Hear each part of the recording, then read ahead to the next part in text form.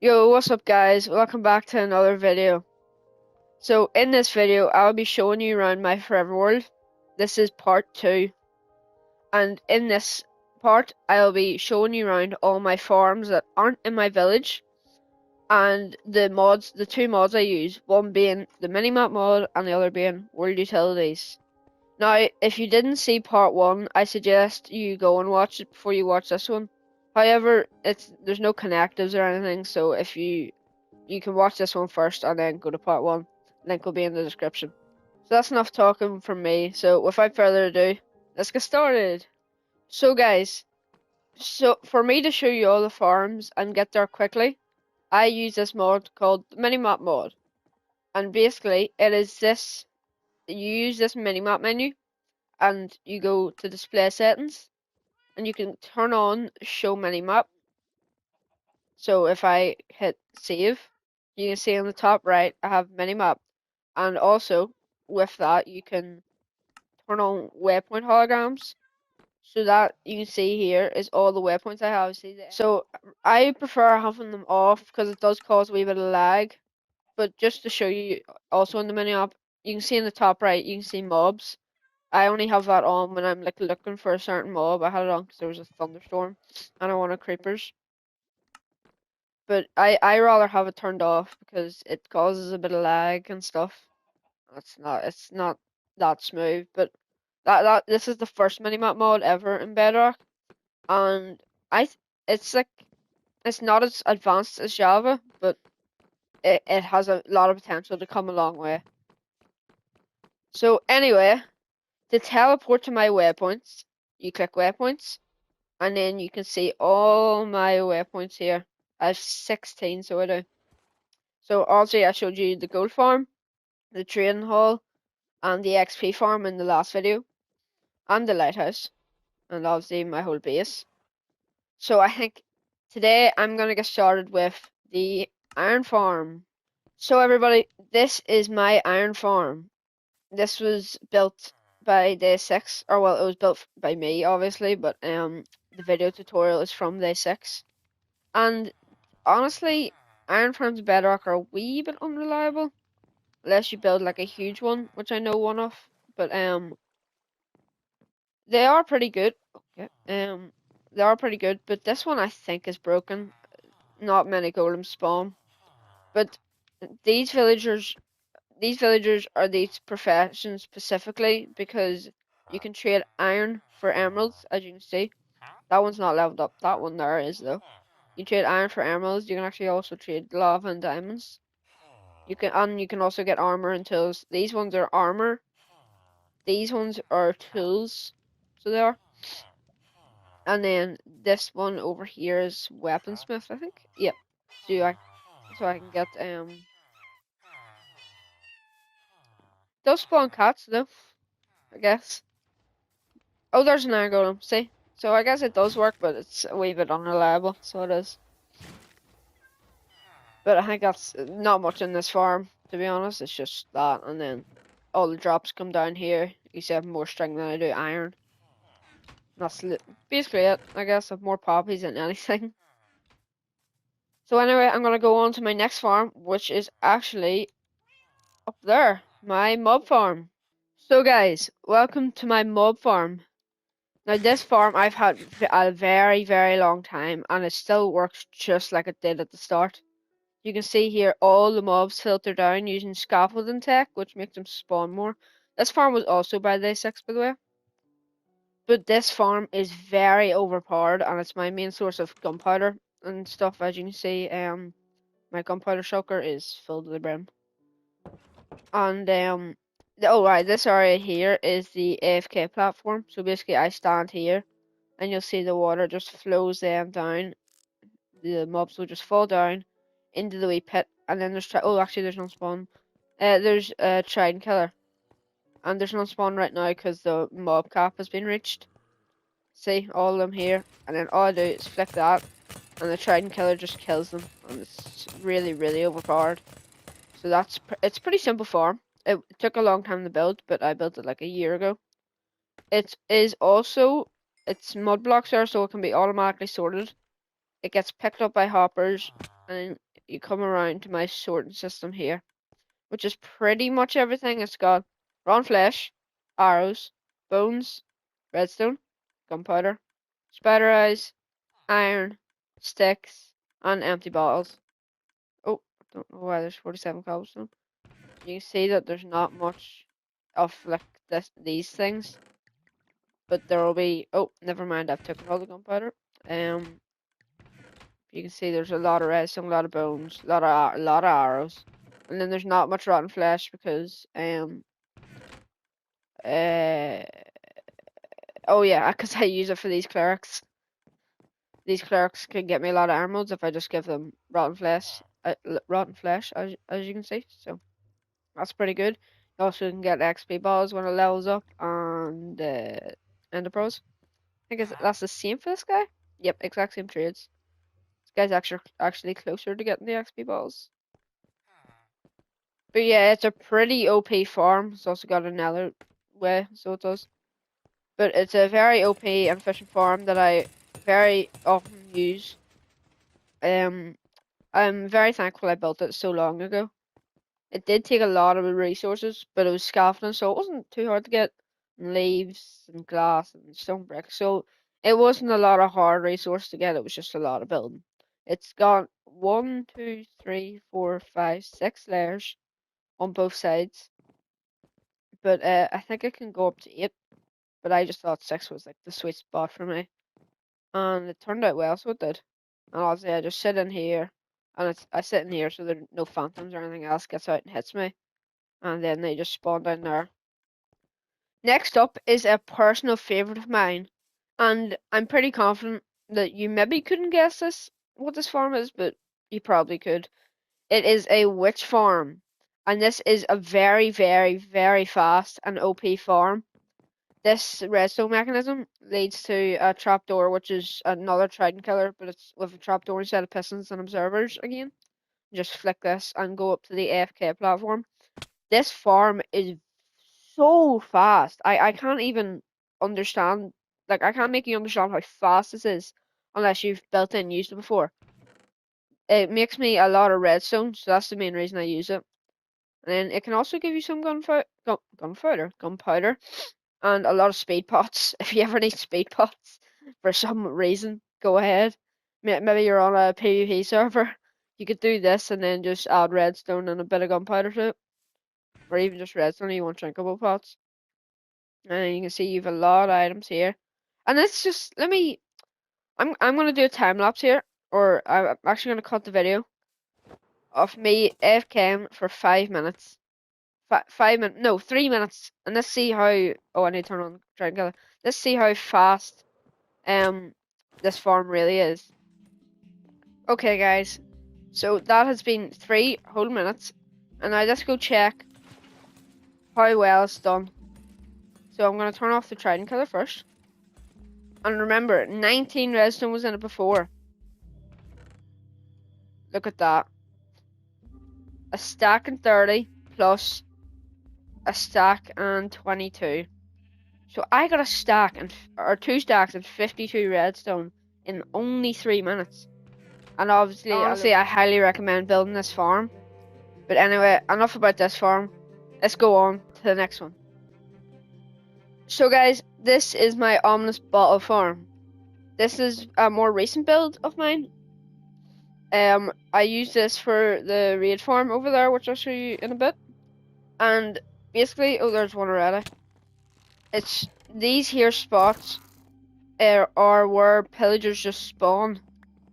So using that there, so pillagers spawn in that area and that area on this outpost. It can spawn in different areas on every outpost, but they're set spawns. I think they're here, like off the edge here, and somewhere else, but I'm not too sure. So basically, using this mechanic, so you turn on the trident killers to kill them, obviously, and then you come up here and you wait to see if any pillagers spawn. And see, there's a load spawning right now. See? Sadly, none of them were ones with banners, so I didn't get any ominous potions, but eventually one will spawn, and that'll give me the ominous balls needed to make raids or ominous raids for the trial chambers. But this was a very quick and easy farm to make. I also recommend this if you're doing a lot of trial chambers or doing a lot of raid farms.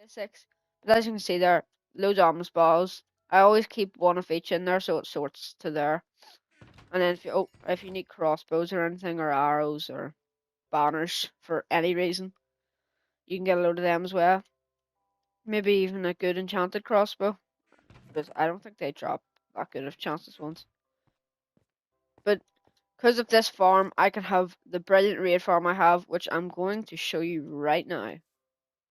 So this is my raid farm, and you're probably thinking to yourself, why? Why does this look so simple? I thought raid farms were so complex. No, they're really, really not. They're actually really, really easy. So literally, I drink an ominous bottle. They spawn here, and I kill them. And they only spawn there because all these are leaves, or if they're this block, they're under something, so nothing can spawn. And basically, they only spawn there because that's all there is to spawn. And there's a villager in there. I don't know why I can't see him, but there is a villager in there. Yeah, in the back. And just basically, because there's a villager with a jaw block and a bed, a raid spawns, and because they think it's an actual village, so they come to raid it, and it's simple. I just kill them. So let me show you how it is in action. So they will just literally spawn here the second this ends. It takes a wee minute though. So I'm gonna cut to when they spawn first. So guys, finally a raid spawned. My Ominous Bottle 3 potion kind of failed. So there's a chance that when you're doing this, that the raids don't actually spawn and they fail. So it could even fail not even at the start. It could fail at this raid here. This raid mightn't even spawn at the top. So if it goes away, that means it's failed, and it's not a very common chance, but it has a chance to happen. Yeah, see, it literally just happened. But don't worry about it. It's not that common. Sometimes it does it. I don't know why, but that's just a thing that happens. It's pretty annoying, but yeah. And if you're wondering what these spots here are for, that's for if I need to put any of my shulkers like here, and nothing to spawn on them, and that's a pretty good thing. Because if I'm like emptying my shulkers or reorganizing them while I'm not here, I can do so. And then also this is the auto sorter. So emeralds are here, and then for some reason this auto sorter breaks in some places. So random stuff here, redstone, arrows, that's where random stuff goes, all the random stuff. And the totems go like in the random stuff chest, but I put them up here. So it's a very efficient farm. That's as I said in the last video. That's how I got my emerald bacon, and I do use it. I do use it a decent bit. I don't really pop totems that much. I just offhand one because why not? Like you're better safe than sorry, I guess. But basically that's it for this farm. Let's go on to the next, and the next one is my drown farm. So guys, welcome to my drown farm. This is the drown farm by Silent Whisper. And this was my most recent farm build. That's why I said near enough the bottom of the minimap menu. And this is how I get my tridents for the trident killers. And if you need knowledge shells or copper, there they are there. And you can just turn on the trident killer and you see all them ones are meant to die. Keyword are meant to die. Oh, the trident got stuck in the hopper. There you go. I put the trident, the trident in, and I killed all the drowns. This is a very fast trident killer for some reason. These are droppers. For some reason it just works like that. So anyway, this is what it looks like. It was a huge build. I won't let it was a huge build of doing the same thing over and over again. So it was you can see there's a funny mechanism there. there's no turtle eggs or anything in that. It's just the way they pathfind to that water, and also the water's flowing down here. So they just get pulled in, and there's magma there to like suck them down, and then they just pathfind over to the drop chute there. Gonna get out of here, and then this is the roof to keep. This is the roof here to keep the place dark. So it is. So this was a pretty big build, and lightning rods to stop the leaves from burning. But yeah, this was a pretty big build. This was my most recent farm, and it is very, very efficient. I mean, it depends on your chances of getting tridents. Oh, okay, I can't get up here apparently. Yeah, so it depends on your chance of getting tridents. But it is a pretty efficient and effective farm. I do recommend building it. It's by Silent Whisper. And it is a wee bit of a pain to build, just like the mob farm. It's just a repeating pattern, and it's kind of annoying. But this is the last farm. So now I'm gonna show you my World Utilities add-on. So guys, I'm back on my base now, as you can see, and in my HS here, I'm gonna show you my World Utilities. So I don't use many of them. Oh, you probably actually noticed the chunk borders. I'm just realizing. But these are some simple pickaxes and a shovel and a tree capitator. The tree capitator is just basically if I mine one block of a tree, the whole thing mines itself. So let me actually show you how to do that. So here I have a tree, very rare to find.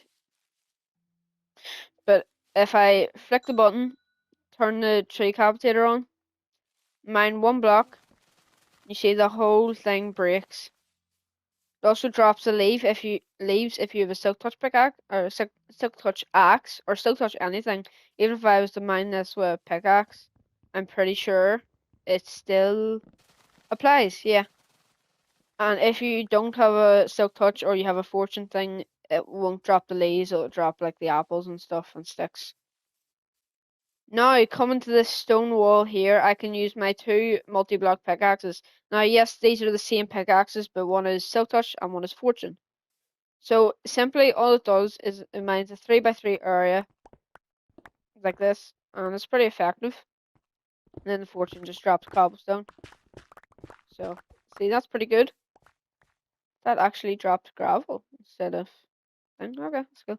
But yeah, pretty simple stuff. And then the shovel is literally the exact same, but for dirt and grass. So it is. In my opinion, I don't see them as cheating, but I like never use them. Like they're not something I use every day, all day. First of all, they get in the road, and second of all, I'm not a big fan of using add-ons. The minimap isn't really cheating, in my opinion. It's just teleporting, makes everything faster. If it means making stuff faster, I'm for it. Like, but one of my favorite things about the World Utilities add-on, or what two of my favorite things of the World Utilities add-on, is the chunk borders and the safari net.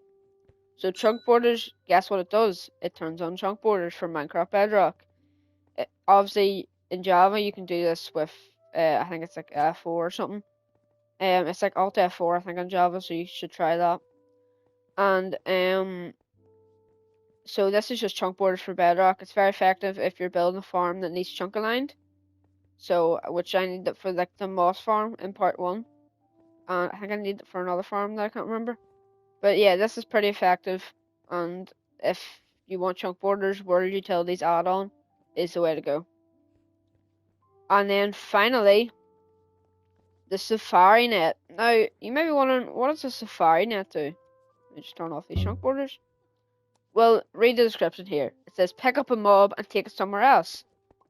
So it quite literally does exactly what it says. If I go over here and find a mob, please. Oh, yep, chicken. Oh, okay, not that chicken. This chicken. Okay, so you can see I picked him up, and if I hover over it, pick up mob is chicken. Then I can come. Let's come over to here. Oh yeah, Oh yeah, the chicken comes here. So this is just some pretty simple stuff that I use. That's how I got the villager to the raid farm. It's very helpful, and obviously you know how much I hate dealing with villagers, so if there's a chance to easily do it, I will do that all day. But anyway, the final thing to show you in this video is my Gaelic football field, my maze, my volleyball court, and my farm. So that's it. No, I'm joking. So, well, the cross, there's nothing special about it, except one thing, which I'll show you at the end. So this is my working Gaelic football pitch. And if you're not familiar with Gaelic, it's an Irish sport, which I play myself.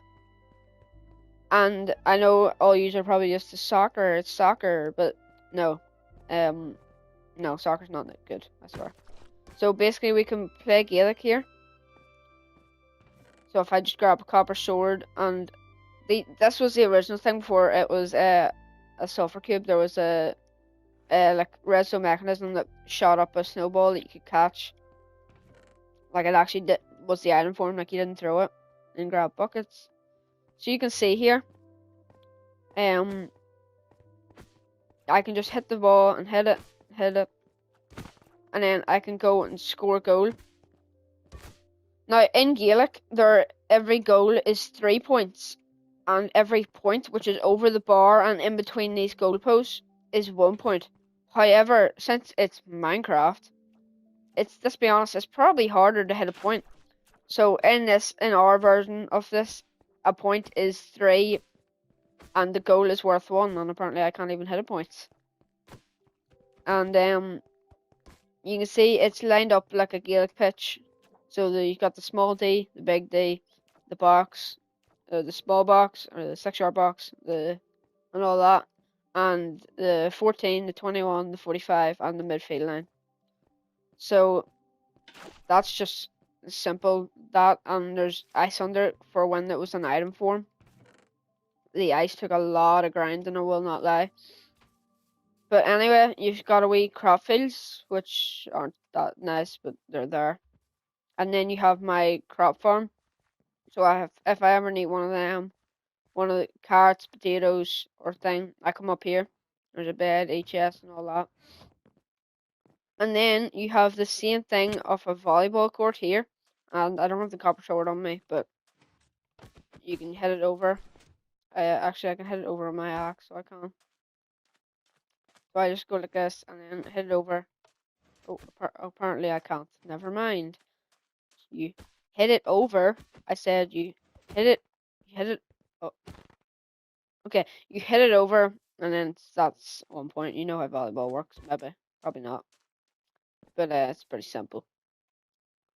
And then for the second to last thing, that I will show you in a short, I think. No, maybe not. I'll show you it now, actually. Yeah. But this is my maze. So I actually built this fairly recently. It's just moss walls, 4 blocks high. And I'm gonna go to the winning way right now. How you win is you just get to the middle of the maze. And if any of you have ever done mazes, you've probably heard of hug the left wall. But that doesn't, well, it obviously does work, but if you hug the left wall in this one, it will quite literally take you the slowest route ever. I designed it that way. But obviously you will eventually find your goal and where you're going. So you will, obviously. I mean, that's just how mazes work. So this was a pretty easy build. It was kind of fun. And it was a fairly recent build, as I said, but I thought it was really cool. I wanted to build one of these in my world for a while. But yeah. So anyway, this is the cross. This was the first build up on this hill. This hill, by the way. Now, let me show you something. Well, first of all, yeah, this doesn't look natural now, does it? Well, maybe it kind of does. But yeah, completely hollow. Even that there, I think, even behind here, no, it's not completely hollow. But that was all terraformed, and then I terraformed it more out even more. But let me, what? What? So yeah, this whole thing was a big divot, and I completely flattened over it, as you can see. And all the stone patches you see is where I mined dirt and grass for the sides there. But yeah, this was a pretty crazy build as well, but it turned out really well, and I was really proud of it. So that was pretty good, I guess. But now on to definitely the second to last build. I keep forgetting about stuff, but yeah, this is definitely the second to last build, and now it's just a cross. And as I said, it's the first thing that was built up here, and my other friend built it. And it's just a nice thing. But this here, what? What? And then if I, this is the way out, but if I come down here, there is an ice boat highway that if I go all the way to the end of here, you might see, if you're in part 1, you might see a familiar place. You see, there's the moss farm. So yep, that's that. And now I'm gonna go and show you the final build of my world tour. And it is my mega project. So let's go and see that right now. So everybody, you've probably seen this a couple times in throughout my world tour. But this is my Japanese mega base. Now this is gonna be my friend's base who is helping me build it. But this was built by Cortez Areno. Sorry if I pronounced your name wrong. It's a pretty popular creator who does build tutorials only on Japanese builds. And he has a couple playlists on how to make a full Japanese base, and we did that. So coming along the front here is the guardhouse. So you can see I built this one. So I did. And you can see there's a dining area, there's cool banners. And then over this side, you can see all this stuff here is the beds for the guards to sleep. Then come along the front, this diorite perimeter is gonna be like a garden, and there's gonna be a bridge over a river, and then there's gonna be like cherry trees, and there's gonna be a big outer wall along the whole thing. And then these builds here, built by my friend, are villager trading halls. So they're both are villager trading halls. He can deal with villagers because I'm telling you, I am not. I hate villagers. I do not care what anyone says. Oh, and you can see there are wee stations here. You put the job block here.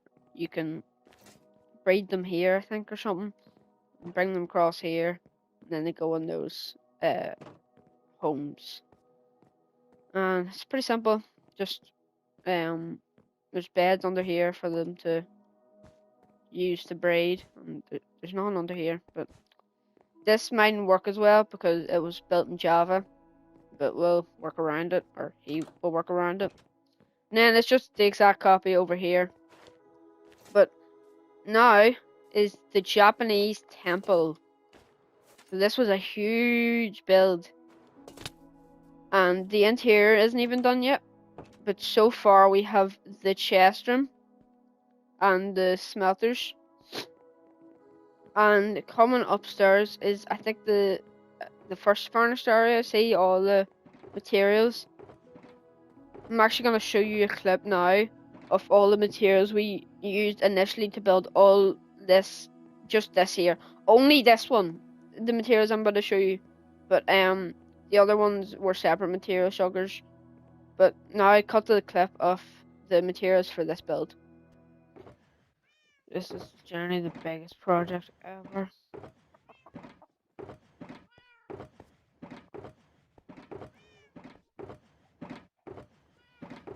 So much materials. 1, 2, 3, 4, 5, 6, 7, 8, 9, 10, 11, 12, 13 shulkers. 13 shulkers and stuff. So now that you've seen the clip, coming upstairs, or to the next floor, this isn't furnished yet, there's only carpet, there's hidden lighting under that. Pretty cool. And then another stair, this is the first, second, third, this is the 4th floor. And then you've just got a wee enchanting area. And then the final floor, the outside, you've got a wee balcony. look out over your build. So this, you can see the custom cliffs there. This was a big flattening project as well. So that was pretty cool. But anyway, you see the whole build here. It was pretty big mega build, and we are not even close to being finished yet. Tell you that. But anyway, guys, that is the end of this video. I hope you enjoyed my world tour. I hope you enjoyed both parts of it. I'm very happy to share this with you because I love this world a lot. Very thoroughly enjoyed playing on it, and it's been a lot of fun. So it's also been a lot of fun recording these videos, and I hope you have enjoyed.